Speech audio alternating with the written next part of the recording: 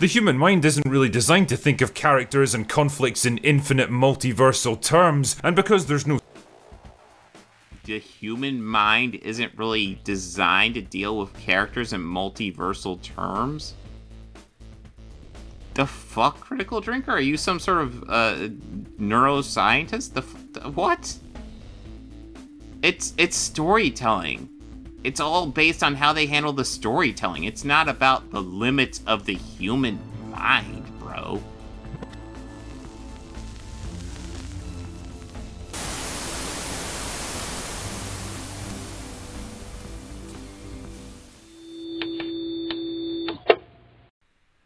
Oh, Critical Drinker covered the Variety article. Let's go ahead and close out with Critical Drinker covering. That could be fun. Well, it finally happened, dear viewer. The shill media finally grew a spine and turned against their corporate overlords yesterday with an explosive new article from Variety titled simply, Crisis at Marvel. And really, I think Crisis is probably... Not gonna read the rest of the title? Like, it actually has a long title. And you just ignored that? You're like simply titled Crisis at Marvel, when the title is Crisis at Marvel, Jonathan Majors backup plans, the Marvel's reshoots, reviving original Avengers, and more issues revealed. That is the title of the article. It's not simply Crisis at Marvel. Just throwing it out there. Marvel. And really, I think crisis is probably the best word to describe their current situation. After a string of box office flops and underperformers, coupled with an end... Did you read the article at all? They bring up like underperformers. They don't bring up flops. What's a flop? The closest thing they might get to a flop is maybe the Marvels, and we still have to see the numbers on that. Endless sludge pipe of forgettable Disney Plus shows that fewer and fewer people watch or care about. Is this going to be talking about the Variety article but not reading it, dude? Because again, like the Variety article brought up how part of the issue going into Marvel is how Disney just wanted to pump out Marvel content and wanted to keep the Marvel train going like infinitely. So like every week you have a new Disney Plus show, and you keep the movies coming, just constant Marvel content. And part of what happened was Marvel got a little bit overtaxed, and it was stressing them out, and there were side effects to pushing Marvel that hard, which makes sense. Really feels like all of their past mistakes, problems and flaws have reached critical mass in the past few months, and now there's just no hiding from it anymore. The article covers a lot of ground at great length, so I'm not going to read the whole thing here, but it does touch on all of the major issues facing the MCU right now with a shocking amount of honesty. There's no real attempt to sugarcoat it or sweep the problems under the rug anymore. This is a straight up laundry list of all of Kevin Feige's biggest headaches. And damn man, judging by the size of that head, he must have quite a few going on. Oh, how dare he be balding. Headache number 1 is Kang, specifically the actor playing him. As the article itself says, the most pressing issue to be discussed at the retreat was what to do about Jonathan Majors, the actor that's been poised to carry the next phase of the Marvel Cinematic Universe, but instead is headed to a high-profile trial in New York later this month on domestic violence charges. The actor insists that he's the victim, but the damage to his reputation and the chance he could lose the case has forced Marvel to reconsider its plans to centre the next phase of its interlocking slate of sequels, spin-offs and series around Major's villainous character, Kang the Conqueror. The thing the author doesn't seem to understand though is that it honestly doesn't matter what happens to Jonathan Majors. Whether he's found guilty or innocent isn't going to change the fact that Kang is a fundamentally shit villain, both in concept and execution, and in concept. I'll give you this. He's a little wonky in concept, but we haven't really seen... we've kind of seen variants of him. We haven't really seen like a solidified Kang yet. In execution, I think Jonathan Majors is doing great, but like, they could always I mean, there's lots of great black actors that can get to replace him, let's be honest. Marvel completely absolutely Hedgehog. There's serious potential of Kang. Serious potential. Fumbled his introduction anyway. The first time he showed up was in a Disney Plus show that not many people watched or cared. Loki was hugely popular. So this idea that nobody watched it, okay, but it was very popular, so no. about. He was killed off after a single episode, and Yeah, and that I would actually say is one of the issues with the Kangs we've seen so far. They just pop up and die, so there isn't really a Kang character we can sink our teeth into because they've all been different. And then he got his ass kicked by Ant-Man of all people in his first movie. The fact that there's an infinite number of him out there in the multiverse removes any sense of stakes or investment in the guy, because ultimately, every variant of him is just another disposable stooge that can be replaced at a moment's notice. The human mind isn't Depends how they execute it. really designed to think of characters and conflicts in infinite multiversal terms, and because there's no The human mind isn't really designed to deal with characters in multiversal terms? The fuck, Critical Drinker? Are you some sort of neuroscientist? What? It's storytelling. It's all based on how they handle the storytelling. It's not about the limits of the human mind, bro.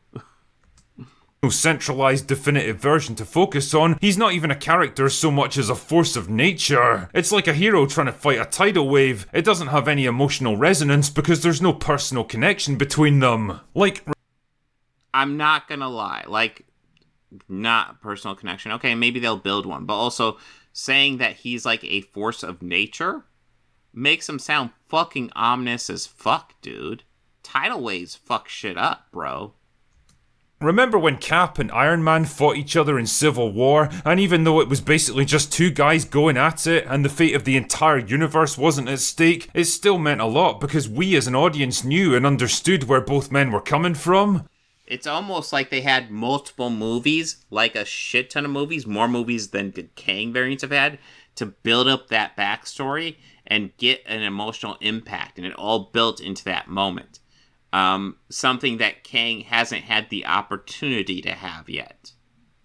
Just saying. That was nice, I like that. And I think even Marvel have begun to realise the problem they've created for themselves. Marvel is truly fucked with the whole Kang angle, and they haven't had an opportunity to rewrite it until very recently, but I don't see a path to how they can move forward with him. Neither do I, top dealmaker guy. Recast. That's the easiest way to do it. And I don't think Marvel do either. It's the same thing I've brought multiple times. It's the same thing the Forbes article brought up. You can recast the dude. It's a perfect example of raising the stakes until they've become so ludicrously, unfathomably high that they basically leave their own audience behind. Then there's the Marvels. I mean, shit. Have you seen it? Man, you don't need me or Variety to tell you how this one's shaping up. It's a movie about a bunch of characters nobody cares about, played by a bunch of actresses nobody particularly likes, doing. Okay, so The Marvels isn't getting great reviews. I have not seen it, so I cannot judge it. But these critiques are quite bad. It's a bunch of characters nobody cares about. Oh, kind of like Guardians of the Galaxy in 2014. Oh, actually not quite as bad as that, because we've already had the first Captain Marvel movie, which, despite what you guys say, is decent. It's a totally solid movie. And then we had Miss Marvel, which was actually pretty good, to solidify her character. That wasn't as popular, I'll give you that. But, like, it was a solid fucking series, and it did a great job introducing her character. And then you have Photon, who is, we got to see a little bit of her. We haven't seen as much of her, but, like, she seems like a decent character. So it's like they've spent more time establishing these characters than we ever got for Guardians of the Galaxy 2014. And that movie was awesome. People loved it. A thing nobody understands while fighting a villain that nobody's ever heard of. Go look at the MCU. How many of those villains have been previously established? Almost every single MCU villain is established in the one movie. So, like, what the fuck argument is that? That's the dumbest thing I've ever heard in my life. Not exactly a winning formula. Directed by Nia DaCosta. I would believe that Miss Marvel is the best reviewed Marvel project ever. That makes sense.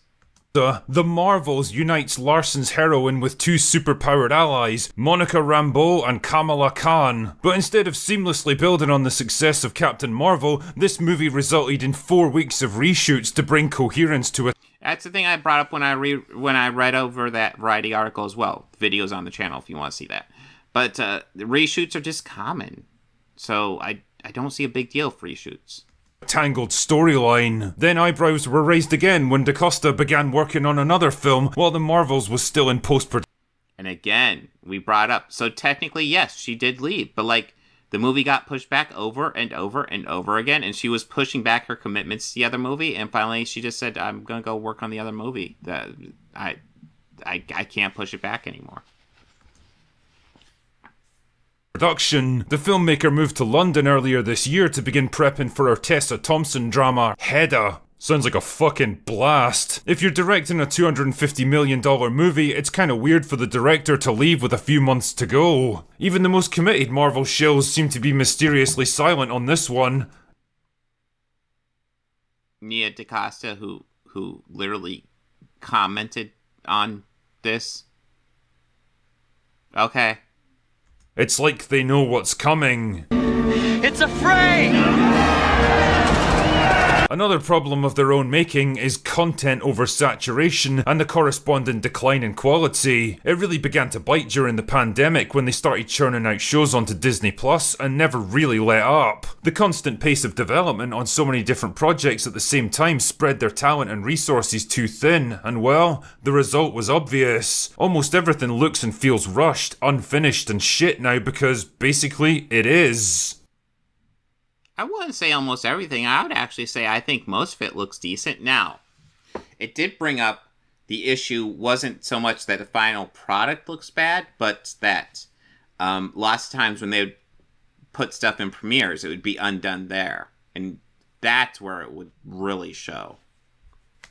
The so-called bad VFX we see was because of half-baked scripts. That's not Victoria, that's Kevin, and even above Kevin. Those issues should be addressed in pre-production. The timeline's not allowing the Marvel executives to sit with the material. The Marvel machine was pumping out a lot of content. Did it get to the point where there was just too much and they were burning out people on superheroes? It's possible. The more you do, the tougher it is to maintain quality. Damn, the article even mentions the disastrous Blade movie, a project that's now gone through at least 5 different writers, 2 directors, and ended up being shut down completely just 6 weeks before production was due to start. One person familiar with the script permutations says the story at one point morphed into a narrative led by women and filled with life lessons. Blade was relegated to the 4th leads.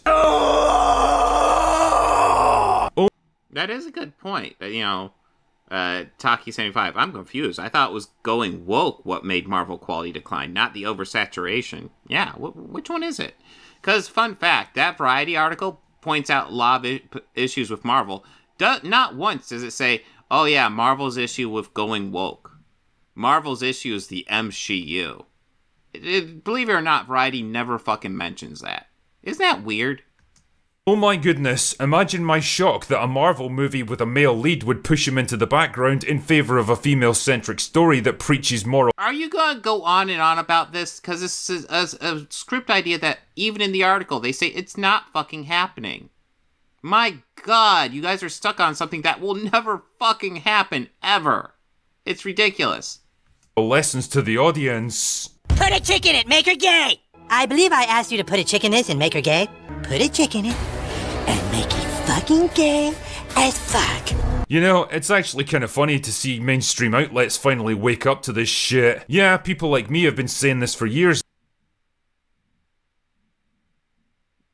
The article had nothing to do with woke shit. You know that, right? Now, and their points are so in line with my own, it almost makes you wonder if they've been taking a few notes, but whatever. Better late than never, I guess. I think even Marvel are starting to grasp the full magnitude of the disaster they've created themselves, and now they're scrambling to fix it. I mean, it's probably too little too late, but at least they're trying. The troubled Blade movie now has... What makes you think it's such a disaster? What evidence do you have that it's such a disaster? I like how you just, like all these guys, just throw shit out there. It doesn't matter if you have anything backed up, just throw it out there. There's a whole new writing team and a vastly reduced budget, which is probably for the best. The days of billion-dollar box office hauls are long behind you, and they ain't coming. Spider-Man No Way Home was 2021, almost $2 billion. Doctor Strange and the Multiverse of Madness almost did $1 billion. Almost did $1 billion. Guardians of the Galaxy Volume 3 did $800 million, a franchise that, like, I don't think has ever hit $1 billion. Marvel hasn't done any Avengers movies for quite a few years. Avengers movies are, like, guaranteed $1 billion right there. Like, the days of $1 billion movies are behind them. Like, source, please. Back. Daredevil was scrapped halfway through filming because it was so shit that even... Dude, that was good news. Like, they followed the WGA guidelines, the new contract, and now they scrapped Daredevil. They have a writer's room, and they're working on a new project. And with Echo being TVMA, it seems like Daredevil will probably follow suit and be TVMA as well, which is fantastic fucking news. I'm pumped for Daredevil. I think it'll be great. Marvel weren't prepared to release it, and this is coming from the company that thought She-Hulk was good enough for public consumption. Oh yeah, because She-Hulk, a comedy series, had a scene where she danced with Megan Thee Stallion in a mid-credit scene that is 100% skippable. Because they did this in a comedy series, it proves this series is bad. Right? I'm the hottest, you ain't never gotta hit me if I'm There's even rumours that shows like Ironheart might be on the chopping block, because really, who exactly wants or needs to see a cheap derivative knockoff of the most popular hero in the entire MCU? Ironheart fans? And a derivative knockoff. Again, it's a legacy character, man. Can we stop calling legacy characters knockoffs? Can we stop that habit, please? Speaking of which, the article leaves the best for last with this little revelation about their upcoming plans. You know how I made a video recently about modern movies being shit because nobody can ever stay dead? Well... Yeah, you do a video every week about how modern movies suck. You're great, man. It's amazing. Modern movies suck because, you know, fucking, not starring white dudes or whatever the fuck your narrative is. Well, sources say there's been talks to bring back the original gang for an Avengers movie. This would include reviving Robert Downey Jr.'s Iron Man and Scarlett Johansson's Black Widow, both of whom were killed off in Endgame. Fuck. You know, Mahler and I have actually joked about this exact thing on Open Bar multiple times, and both of us agreed that the moment they decided to bring back the original Avengers, that was the sign that the MCU was officially fucked. It's the final desperate move of a studio that's completely out of creative. Well, you are aware they aren't doing that, and I already talked about this.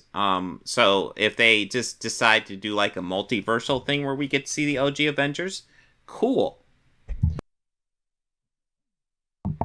If they actually bring back the Endgame Avengers that died back to life, I'm against that. But just like a fun Easter egg to have, like, see the OG Avengers again, maybe even just do a time travel and we can see the original versions again doing something. That's fine. Just don't bring them back from the dead. That's the biggest thing I'm asking. Don't do that. Ideas and can't think of any other way to generate even a shred of interest. And the thing is, I suspect it wouldn't even be worth it even if they tried it. Not only would it cost an absolute fortune to bring back actors like Robert Downey Jr. and Scarlett Johansson, both of whom are getting older and don't seem all that excited to step in front of the volume screen again, but it also wouldn't generate the kind of excitement they're hoping for. Okay, Robert Downey Jr. I don't think would care about, I mean, he is getting older, so he probably, I mean, you are accurate, he probably is fine not doing it unless they pay him a fuck ton of money. Scarlett Johansson would probably want a solid amount of money too, but I have no evidence that she's, wants to, objects to taking the spotlight again. And what, how old is she? Isn't she like 38 or something like that? That's not that old.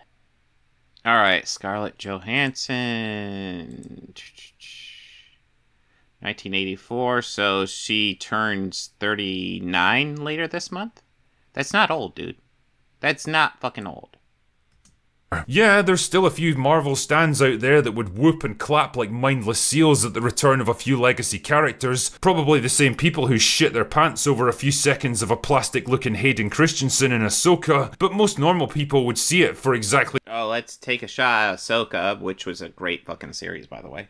What it is, a desperate gimmick, a final Hail Mary to try to shake people out of their apathy towards this franchise. And apathy is the key word here. Apathy is the final stage of franchise death. There was a time when even I was invested enough in the MCU that I actually cared about how it was being mismanaged. I got pissed off at seeing my favourite characters get slowly tarnished or replaced by inferior copies, but now Sure. Because your arguments are so great. I can't even summon up any kind of emotion about it, and I suspect a lot of other people feel the same. Times have changed and they've Why are you even making a video on it then? moved on to other things now. What used to be a cultural event that had everyone talking and speculating and debating about what might come next and eagerly awaiting the next installment has slowly become a faintly embarrassing relic of a different time, like watching your drunken dad trying to dance to Beyonce at a wedding. Dated and unfashionable and out of touch with its own audience. Unable or unwilling to adapt to a changing market. And you know what? I've got no... What? Like, I thought your argument is that the MCU is changing too much and that you don't like change, and now you're saying it's not changing enough for the market? I mean, fun fact, Drinker, the fact is the MCU is changing for the market, and that's what you don't like about it. Just saying. No sympathy for them because they pretty much brought this on themselves. They had the world at their feet back in 2019, and if they'd just taken a moment to catch their breath and plan their next move properly, they probably could have had another 10 years of successful movies. They still have successful movies. Come on, man. You're acting like everything's a fucking bomb, and it's not. Spider-Man No Way Home was almost $2 billion. But their greed, hubris, and growing obsession with the message. There it is. The message. So, Marvel is bad now because of social justice, feminism, equality, feminism again, safe zones, diversity, human beings. This is why Marvel is bad, guys. Thank God Critical Drinker is here to tell us. Woo! Instead of good storytelling, undid it in just a few short years. They were the architects of their own downfall, and now there's no hiding from it any longer. The MCU is dead, and Marvel killed it. And yet, the one thing I keep asking myself about this article is, why now? Why release such a devastating expose on Marvel right after that infamous South Park episode poking fun? Do you think they planned that? I doubt they planned that. And frankly, like I said, I think my theory is kind of, they just wanted to give you fucking chuds bait to talk about shit on the internet, because you guys would, like, whine and cry over this shit. Because honestly, they're not getting the press coverage they used to because the strikes. Now that's ending because the strike officially ended. I didn't cover the end of the strike. Ah, well, I'll have to cover it next time. But yeah, that's my personal theory. But let's see. Fun at Kathleen Kennedy. Could there possibly be a connection between the two? It almost feels like a little bit of intentional misdirection, shifting the focus from one failing Disney studio head to another. Almost as if someone in a position of power and influence doesn't want us talking about Kennedy, her numerous failures at Lucasfilm, and how the fuck are you turning the Variety article on Marvel into something about Kathleen fucking Kennedy, dude? You are blowing my mind right now. What the hell? This thing has nothing to do with Kathleen Kennedy. They're two separate fucking things. Holy shit, man. The contortions you guys go into. This is ridiculous, man. and her public humiliation at the hands of Parker and Stone. But hey, I'm sure this is all just a total coincidence, right? Anyway, that's all I've got for today. How the hell does he turn this into a thing about Kathleen Kennedy? What the fuck is your damage, man? Dude, dude, you know, last night I'm gonna go ahead and confess it. I got a camera into Critical Drinker's room. And I saw him sleeping last night. It was insane. And I'm gonna show you the video. I know I probably shouldn't because it was in his room. It's an invasion of privacy. I know, but you know, we're going to go ahead. I'm going to show you the Critical Drinker last night sleeping. I know it's very personal, but I think we should all see this. Will you check under the bed and make sure there's no Disney executives under there? I promise there's not. I'm scared, Mom. Will you please just look and make sure Kathleen Kennedy isn't under my bed? That was him. Definitely him. Jesus, how did he turn that into something about Kathleen Kennedy? Holy shit. These people are ridiculous, I swear to God. Oh. These guys are special. That's all I can say. These guys are absolutely fucking special. Mind blown.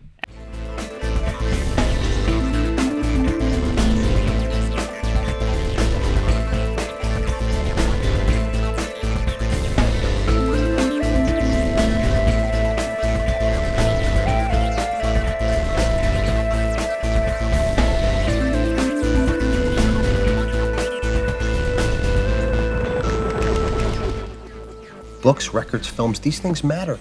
Call me shallow. It's the fucking truth. I guess just wailing on woke stuff all the time is pretty lazy too.